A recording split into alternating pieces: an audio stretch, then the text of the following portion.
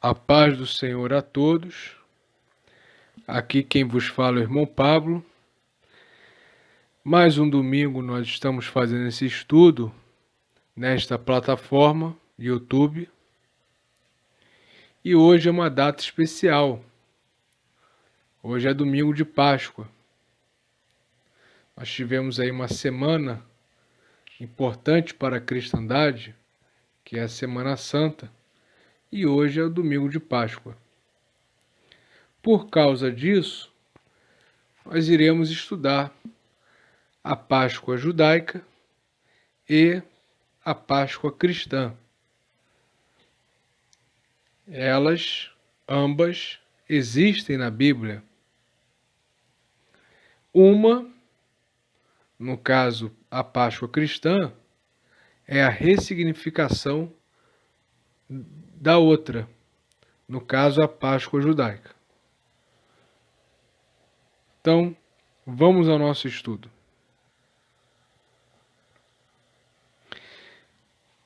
Nesse primeiro slide, nós vemos os dois símbolos principais da festa, da celebração. O primeiro é o Senhor Jesus Cristo.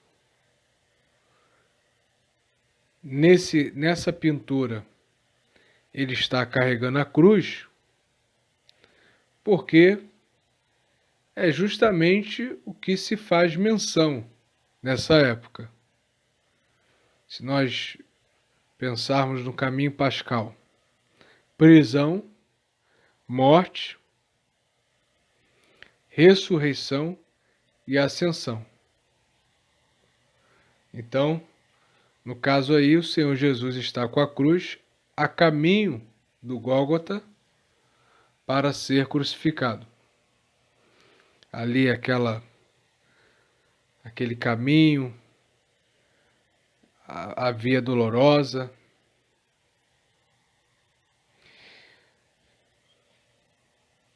Do lado dessa pintura, nós temos o outro símbolo da Páscoa, que é o coelho e o ovo.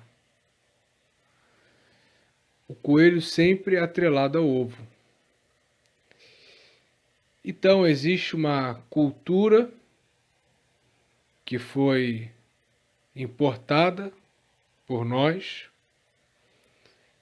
e nós também temos esse símbolo na época de Páscoa. E é nessa época que o mercado, o comércio, vende ovos de chocolate. E também chocolates, bombons. O coelho e o ovo, esses dois símbolos, eles não ofuscam o símbolo central da Páscoa, que é o Senhor Jesus. A mesma coisa, esses símbolos que foram adicionados no decorrer dos tempos, nós vemos no Natal. Porque no Natal nós celebramos o nascimento de Jesus, então a figura mais importante, o símbolo central, é o nascimento de Jesus, é o menino Jesus, presépio e tudo mais. Mas temos também o Papai Noel, com seu trenó, a árvore de Natal, esses símbolos de outras culturas que foram adicionados.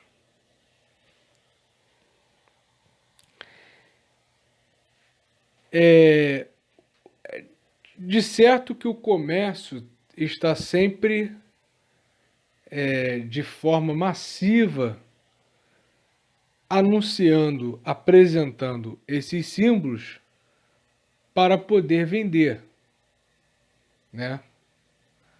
Nessas épocas, pensando também no Natal, a publicidade que é feita mostrando, a publicidade que é feita em cima desses símbolos, ela é agressiva. Então o cristão ele tem o objetivo de sempre enfatizar Cristo, tanto na sua família, como também para o seu próximo, aqueles que a pessoa conhece.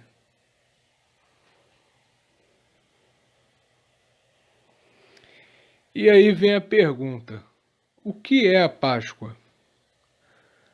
No caso, a Páscoa na Bíblia, porque o cristão ele tem que estar sempre respaldado pela Bíblia Sagrada.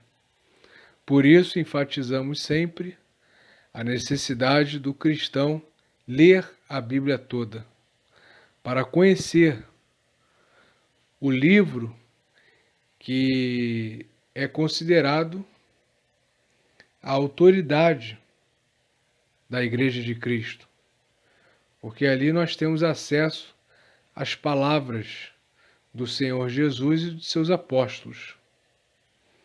Então é necessário que todo cristão, pelo menos, leia a Bíblia toda uma vez na vida. Então a pergunta, o que é a Páscoa? Nós vamos ver esta pergunta na Bíblia. Etimologia, que é o estudo da origem da palavra. A palavra Páscoa tem sua origem no grego, pachá, que por sua vez provém da palavra hebraica Pesach, que significa literalmente passagem. Esta palavra é uma clara referência à narrativa da morte dos primogênitos no Egito, pois o Senhor passou sobre as casas dos filhos de Israel, poupando-os. Então aqui se faz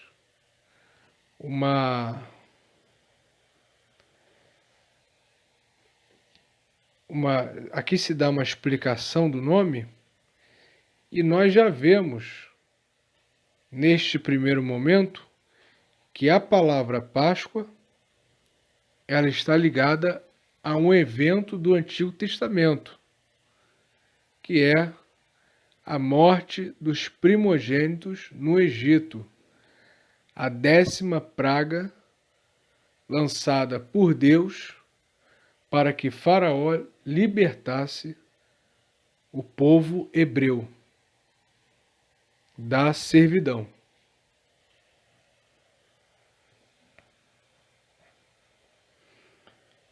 Então, vamos falar sobre a Páscoa judaica.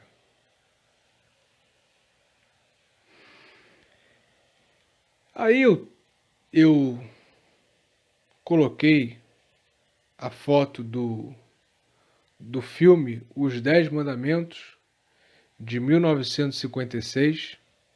Se você não viu, fica aí uma recomendação,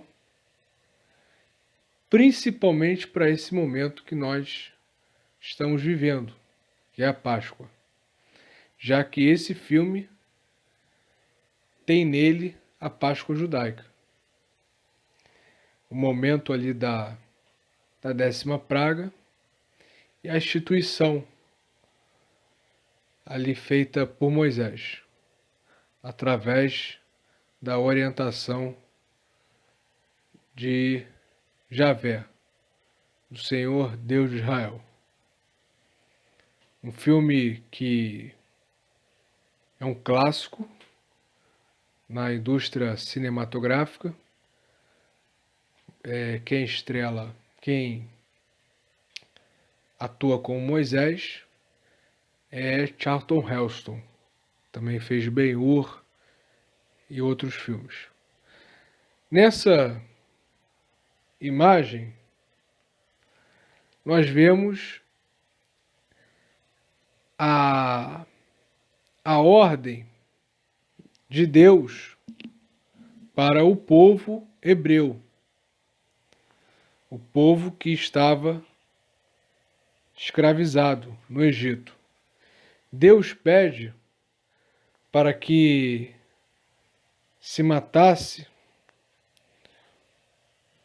um cordeiro e passasse o seu sangue nos umbrais das portas dos hebreus. Por quê? Porque ele iria passar e o anjo da morte, e se estivesse, se o chefe da casa, se aqueles habitantes daquela casa tivessem colocado o sangue na porta, o anjo da morte não entraria para matar os primogênitos. Evidentemente que só quem colocou foram os hebreus. Os egípcios, eles não compartilhavam da mesma fé, da mesma comunidade.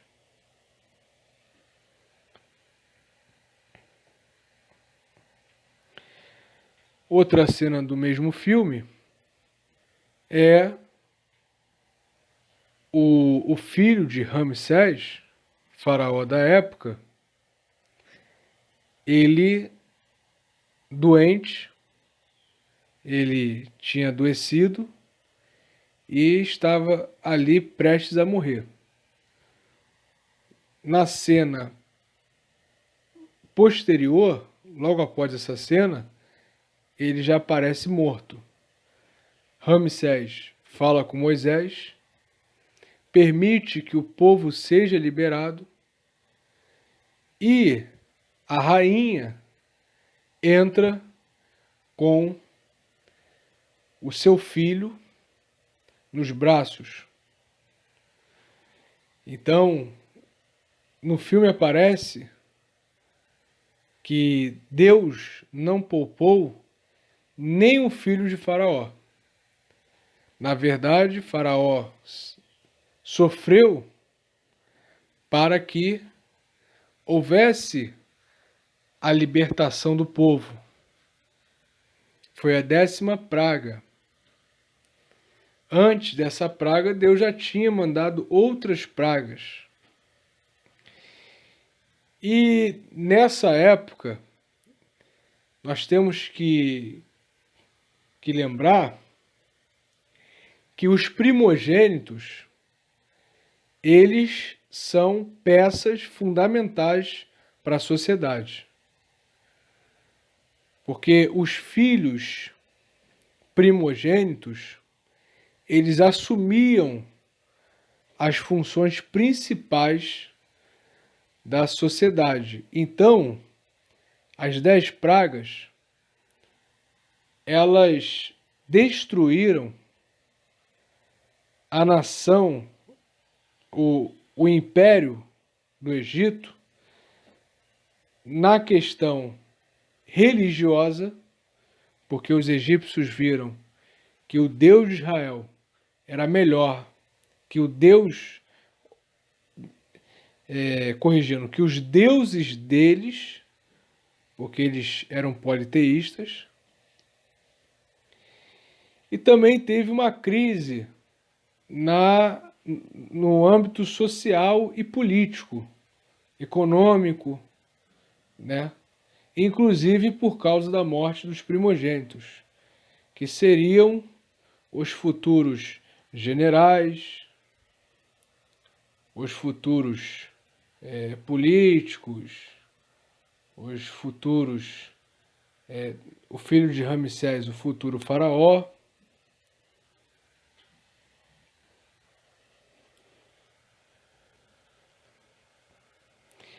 E aí nós vamos fazer a leitura da parte que Deus fala para Moisés e Arão. Arão também é uma figura muito importante da Torá, porque Arão vai ser o sumo sacerdote, irmão de Moisés, vai estar ali junto de Moisés como guia, né? Ambos serão guias do povo, então ele era uma autoridade. Então, vamos ler esta parte. E falou o Senhor a Moisés e a Arão na terra do Egito, dizendo: Este mesmo mês vos será o princípio dos meses. Este vos será o primeiro dos meses do ano. Falai a toda a congregação de Israel, dizendo: Aos 10 deste mês, tome cada um para si um cordeiro, segundo as casas dos pais, um cordeiro para cada casa. Mas, se a família for pequena para um cordeiro, então tome um só com seu vizinho perto de sua casa, conforme o número das almas. Conforme o comer de cada um, fareis a conta para o cordeiro. O cordeiro ou cabrito será sem mácula, o macho de 1 ano, o qual tomareis das ovelhas ou das cabras, e o guardareis até ao 14º dia deste mês, e todo o ajuntamento da congregação de Israel o sacrificará à tarde.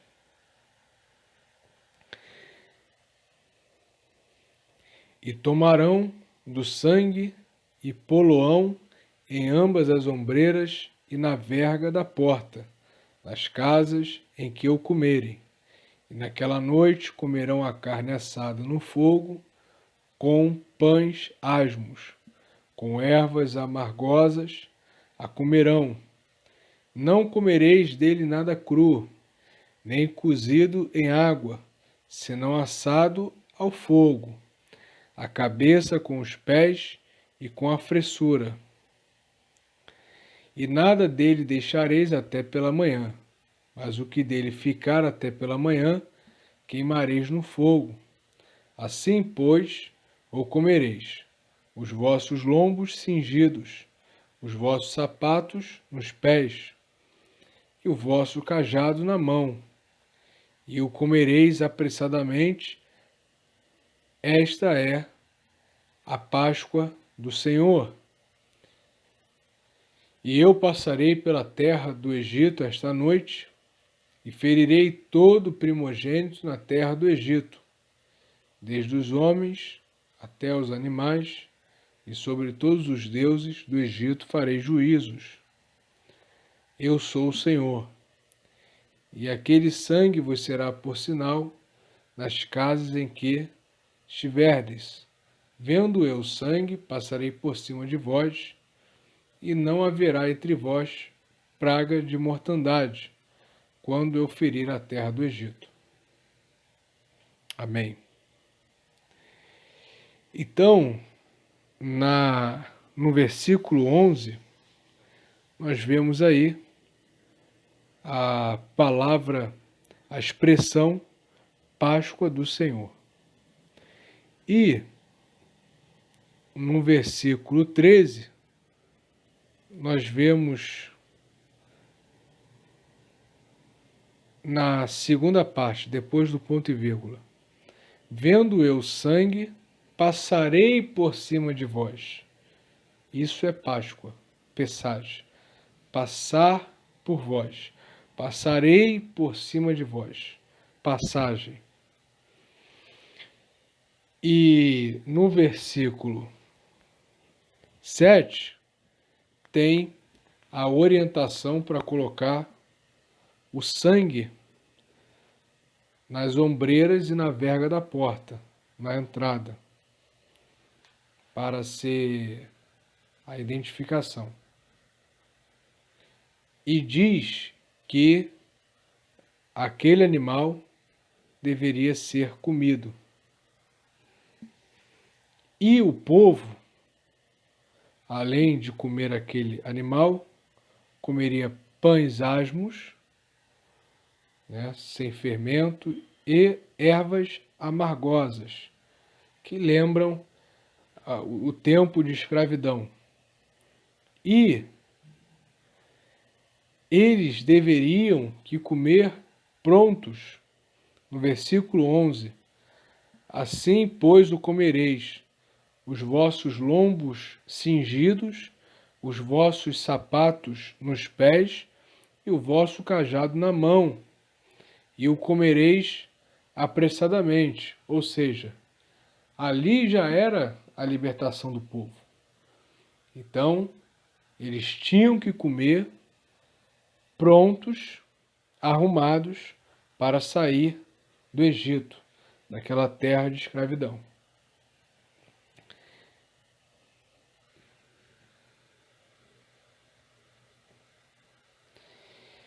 E aí diz assim: a partir daquele momento da história, os judeus celebrariam a Páscoa toda a primavera, obedecendo às instruções divinas de que aquela celebração seria estatuto perpétuo.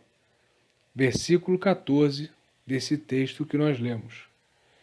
Então, o Senhor Deus fala que aquela celebração deveria que ser estatuto perpétuo, ou seja, para sempre. Para sempre o judeu, ali no caso era o povo hebreu, hoje é o povo judeu, por causa de questões históricas,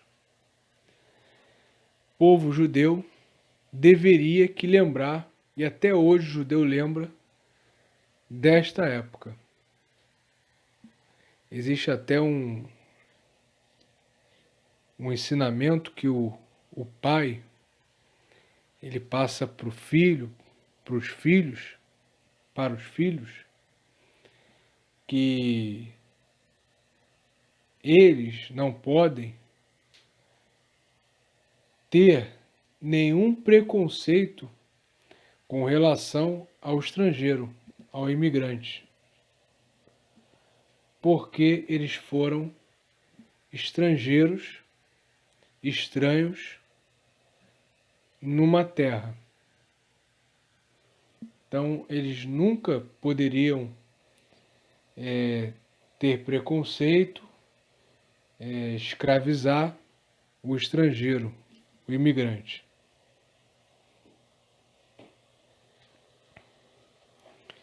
Então, até aqui, nós já conseguimos compreender que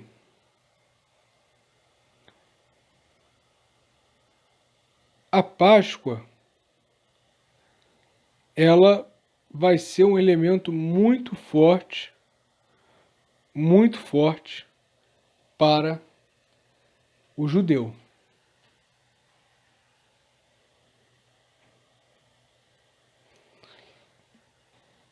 Nesta figura, nós vemos aí uma representação de uma celebração da Páscoa nos dias de Jesus.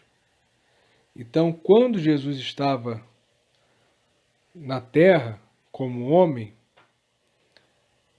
antes da sua ascensão, ele comemorou essa Páscoa.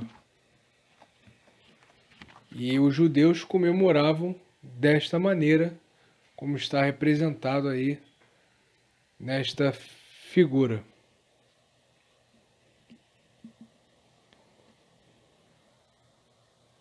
Nós vemos como o jantar, aí o Seder, como ele seria o ponto principal da Páscoa, a ceia pascal.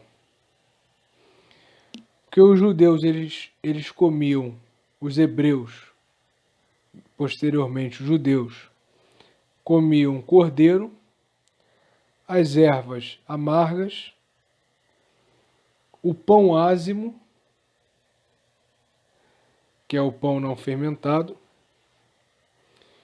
e eles bebiam vinho. E, inclusive, nesta celebração, para cada praga que era citada, eles derramavam e derramam um pouco de vinho.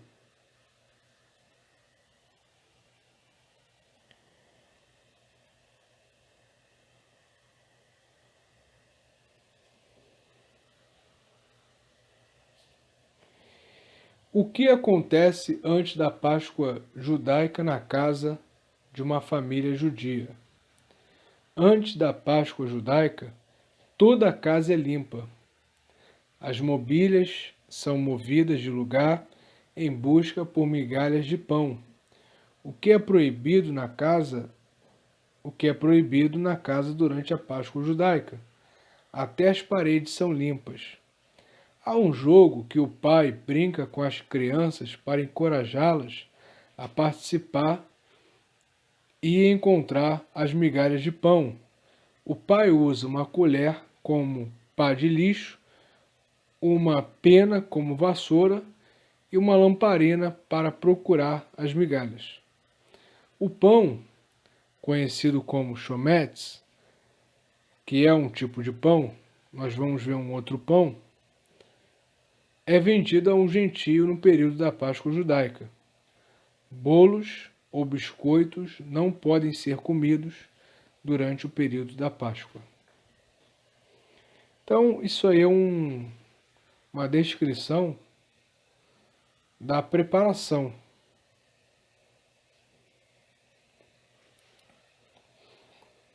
Já percebemos que a Páscoa ela é uma festa nacional. No começo, uma festa nômade. O que é nômade? Nômade são pessoas, é o povo que vive transitando de lugar para lugar.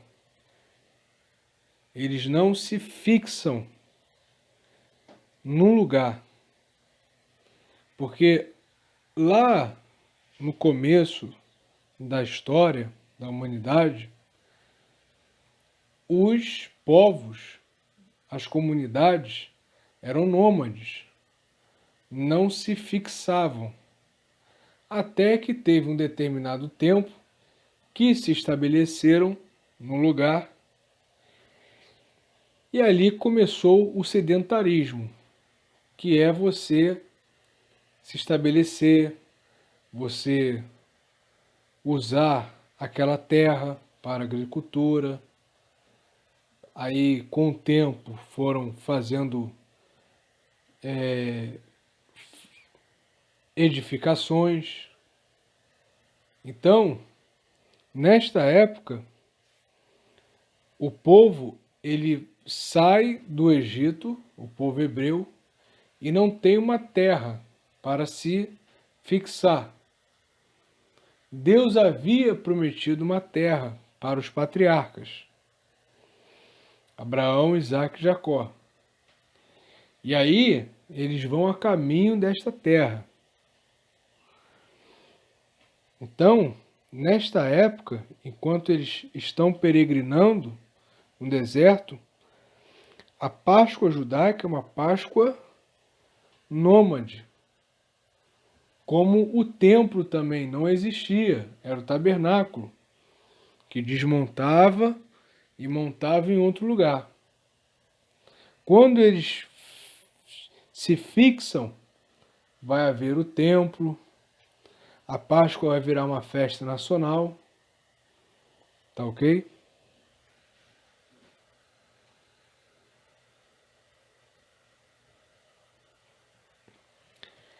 Aí nós temos o pão ázimo, matzot, que é o pão servido na Páscoa, sem fermento.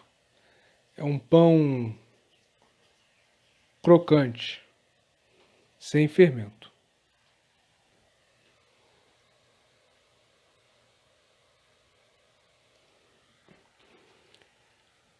Então, nós temos algumas palavras-chave nessa Páscoa judaica, nesse período do Antigo Testamento. Escravidão, porque o povo estava escravizado ali no Egito. A libertação, com a morte dos primogênitos, a 10ª praga, houve a libertação. A morte, que é a morte dos primogênitos. E salvação, que é a salvação do povo. Libertação e salvação do povo.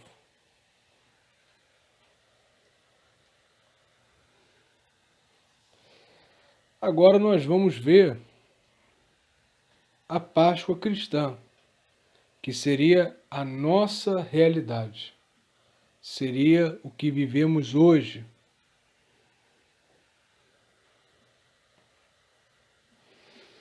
Para começar, tem essa parte B do versículo 7 de 1 Coríntios 5, capítulo 5. Porque Cristo, nossa Páscoa, foi sacrificado por nós.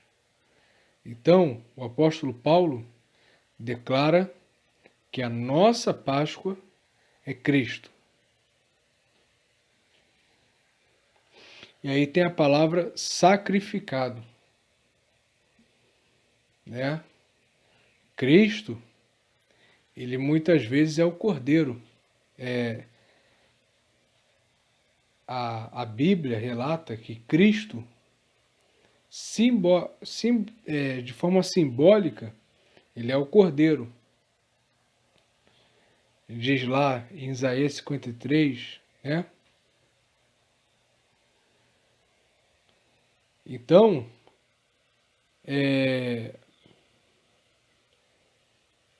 ele sendo Cordeiro pascal, ele foi sacrificado por nós.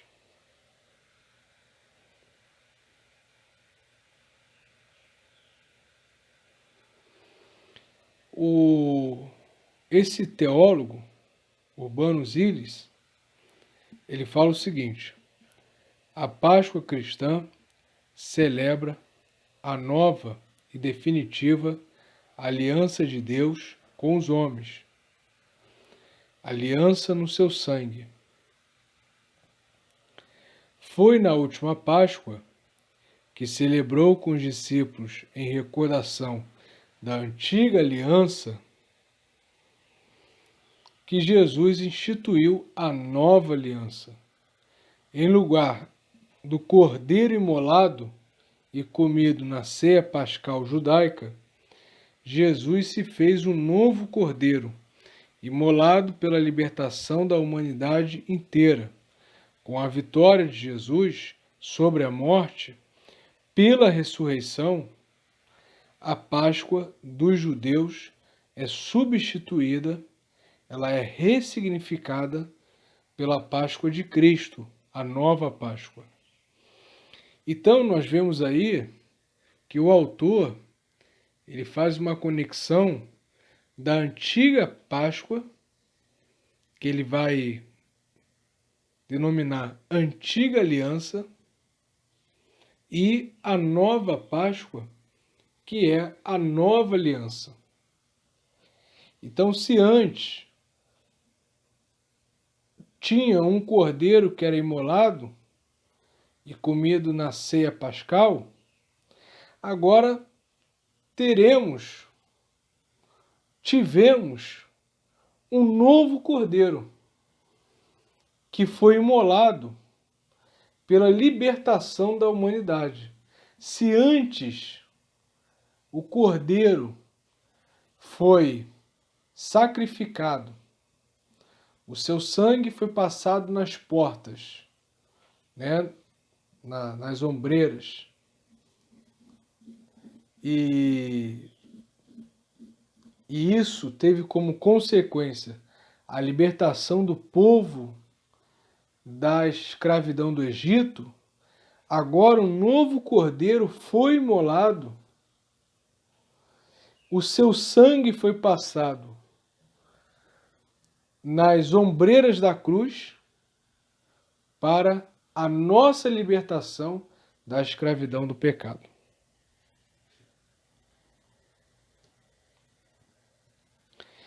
Então, aí nós vemos duas pinturas. Nessas duas pinturas, nós vemos os eventos principais da Páscoa. Primeiro, a crucificação, à esquerda, que foi o sacrifício, e depois a ressurreição, que foi a vitória sobre a morte. Jesus, ressuscitando, ele mostra que verdadeiramente ele não era apenas um homem, ele era Deus. E isso coloca em todo cristão a esperança, porque nem a morte pode nos vencer.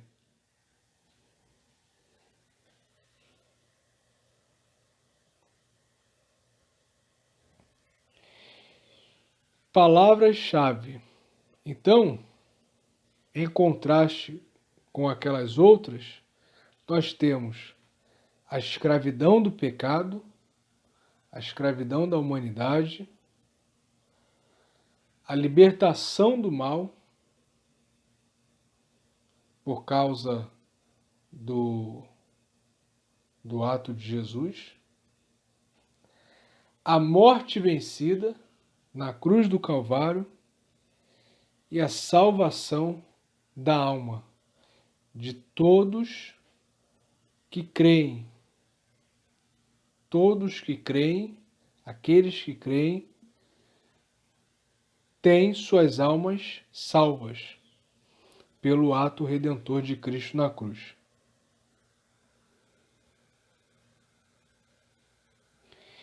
E aí podemos ler esse texto de Romanos, do apóstolo Paulo, Romanos 6, que diz, versículo 8: Ora, se morremos com Cristo, cremos que também com ele viveremos.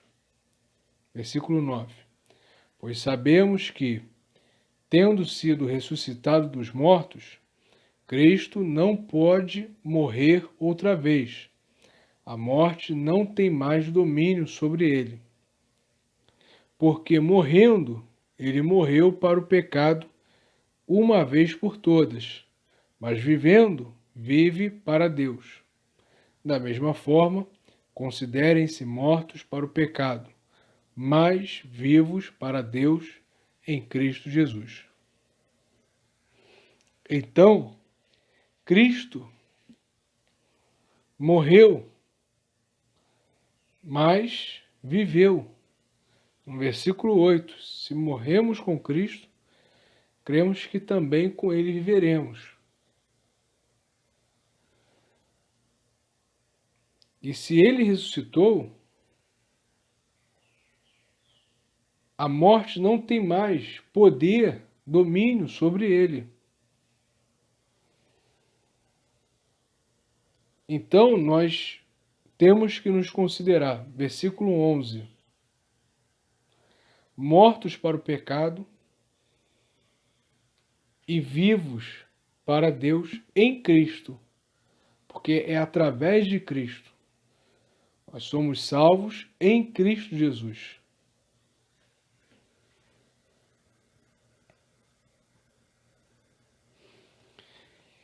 E aí vem a seguinte pergunta: como celebrar a Páscoa? Como nós vamos celebrar a Páscoa? E aí são orientações. Celebre a Páscoa não enfatizando os símbolos culturais estrangeiros, símbolos nórdicos, né?